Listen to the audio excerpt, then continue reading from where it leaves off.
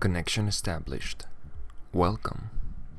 Have you ever been on a crowded stadium, just took a photo with a phone and tried to publish it, but extremely bad signal stopped you? Or tried to open some website on smartphone and it was loading it more than 15 milliseconds? 5G should help about that.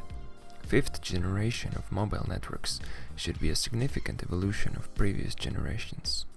In 5G emphasizes on smarter and faster digestion of large amount of data and famous Internet of Things, where insane amount of devices is connected to fulfill given tasks. Now, if you're an unlucky gamer without cable and has to play over, heaven forbid, Wi-Fi or 4G, you're gonna like this.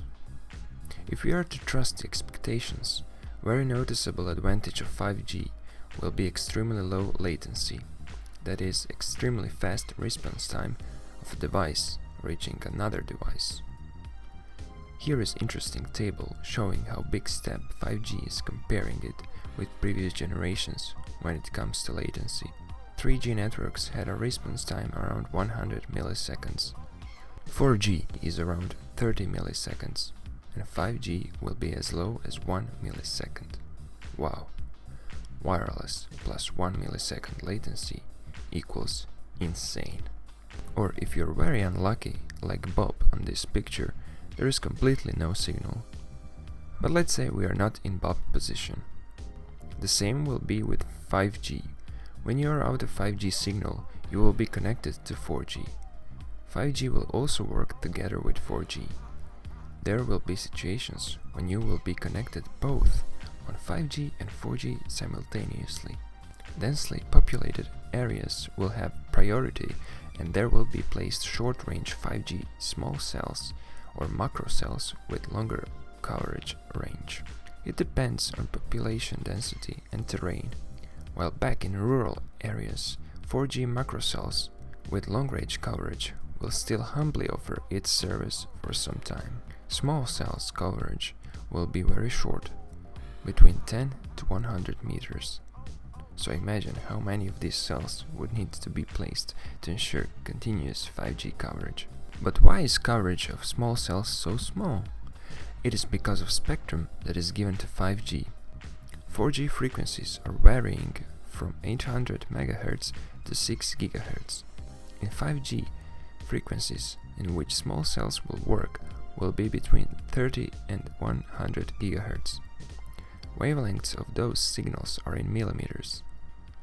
Their penetration is weaker and all surrounding is affecting and weakening them much more than signals with higher wavelength. 5G will use massive MIMO, multiple input, multiple output antennas, and because of those high frequencies of 5G spectrum, antennas will be smaller than antennas used on 4G cells.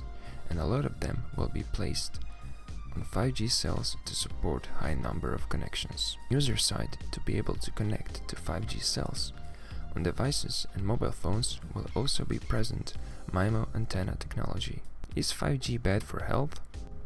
I was recently asking random people about 5G, and some of them were claiming that this will be extremely bad for our health.